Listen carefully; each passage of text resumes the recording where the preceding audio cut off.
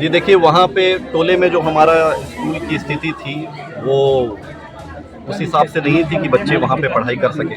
ये जब तक वो विद्यालय बनता है जी तब तक हमारा ये विद्यालय है, यहाँ पे पर्याप्त स्पेस है। उन बच्चों को यहाँ पे टैग किया गया है एक तरीके से, जब तक वो विद्यालय कंप्लीट होगा। बेनीपट्टी प्रखंड क्षेत्र के अरेर दक्षिणी के सनुआरा गांव में फूस के झोपड़े में संचालित एनपीएस के छात्रों को तत्काल उत्क्रमित मिडिल स्कूल में तय कर दिया गया है। वही एनपीएस के नए भवन के लिए भी पहल शुरू कर दी गई है। संभावना है बेनीपट्टी प्रखंड के अरेर दक्षिणी के सिनुआरा गांव में फूस के झोपड़े में संचालित एनपीएस के छात्रों को तत्काल उत्क्रमित मिडिल स्कूल में तय कर दिया गया है। वही एनपीसी के लिए नए भवन के लिए भी पहल शुरू कर दी गई है। संभावना है कि आज या कल में स्कूल निर्माण कार्य का शिलान्यास कर दिया जाएगा। गुरुवार को मधुबनी जिलाधिकारी आनंद शर्मा पूरे लाव लश्कर के साथ सिनुआरा के एनपीएस पहुंचे, जहां झोपड़ी में पढ़ रहे बच्चों की स्थिति का अवलोकन किया और एचएम से पूछा, इस तरह की स्थिति में कैसे बच्चे पढ़ पाएंगे, बारिश होगी तो फिर क्या होगा। जिलाधिकारी ने स्कूल के पास उपलब्ध जमीन की जानकारी ली। इसी दौरान प्रमुख प्रतिनिधि राजेश यादव के द्वारा तत्काल उपलब्ध फंड से 2 शैक्षणिक कमरों का निर्माण कराने का प्रस्ताव जिलाधिकारी के समक्ष दिया, जिस पर जिलाधिकारी खुश हुए और कहा कि बच्चे ही देश के भविष्य है, काम शुरू करवाइए। राजेश यादव ने कहा कि बेनीपट्टी में ऐसे 17 स्कूल चिन्हित है, राशि उपलब्ध है, कुछ और राशि मिल जाए तो सभी स्कूल को भवन उपलब्ध हो पाएगा। एनपीएस के छात्रों को तत्काल मिडिल स्कूल में तय किए जाने का जिलाधिकारी ने निर्देश दिया और कहा कि बच्चों को हमारे गाड़ी से स्कूल पर लाइए।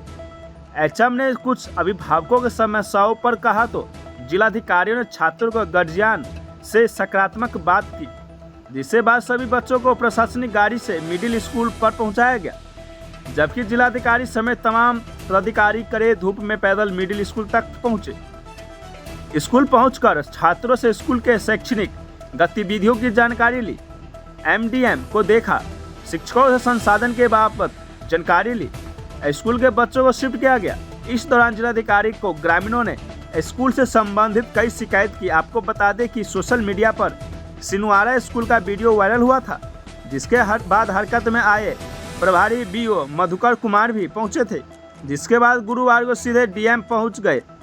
इस दौरान एसडीएम शरण पानी पांडे, बीडीओ महेश्वर पंडित, ग्रामीण कार्य विभाग के कार्यपालक अभियंता प्रभात राज, बीईओ मधुकर कुमार, राजेश यादव सहित कई पदाधिकारी मौजूद थे। जी देखिए, वहाँ पे टोले में जो हमारा स्कूल की स्थिति थी वो उस हिसाब से नहीं थी कि बच्चे वहाँ पे पढ़ाई कर सकें। तो ये एक अच्छी पहल है पंचायत समिति की कि वो पंचायत समिति वहाँ पे नए विद्यालय का निर्माण करने के लिए अपने निधि को लगाने जा रही है। तो ये अच्छी पहल है पंचायत समिति की। इस तरीके से अन्य भी पंचायती राज के हमारे जितने इंस्टीट्यूशन हैं, चाहे ग्राम पंचायत हो, चाहे पंचायत समिति हो, चाहे जिला परिषद हो, उन्हें भी सबको भी आगे से आगे आना चाहिए, क्योंकि विद्यालय के इंफ्रास्ट्रक्चर पे जितना कार्य होगा वो बच्चों के लिए ही उन गाँव के काम होगा। तो ये जब तक वो विद्यालय बनता है जी तब तक हमारा ये विद्यालय है, यहाँ पे पर्याप्त स्पेस है। उन बच्चों को यहाँ पे टैग किया गया है एक तरीके से, जब तक वो विद्यालय कंप्लीट होगा। जब वो विद्यालय कंप्लीट हो जाता है तो ये बच्चे फिर वहाँ शिफ्ट हो जाएंगे, ताकि इन बच्चों की पढ़ाई में अवरोध ना पैदा हो।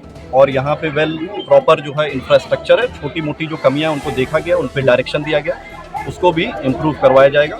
बहुत तरीके की बातें थी, लेकिन अभी हमको पूरा गाँव ये आश्वासन दिया है कि हम लोग एक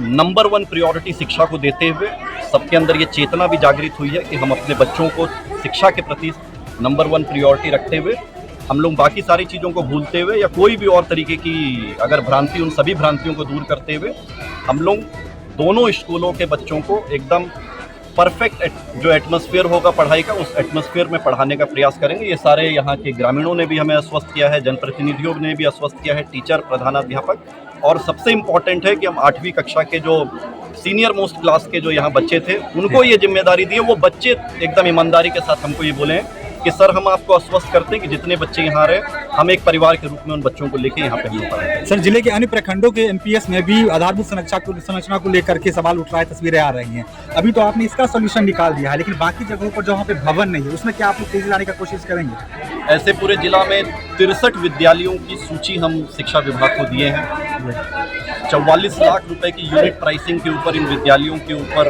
कार्य होना है। इन राशि का सैंक्शन शिक्षा विभाग करेंगे। सचिव सर से मेरी बात हुई है और एक सार्थक पहल की तरफ ये कार्य होगा।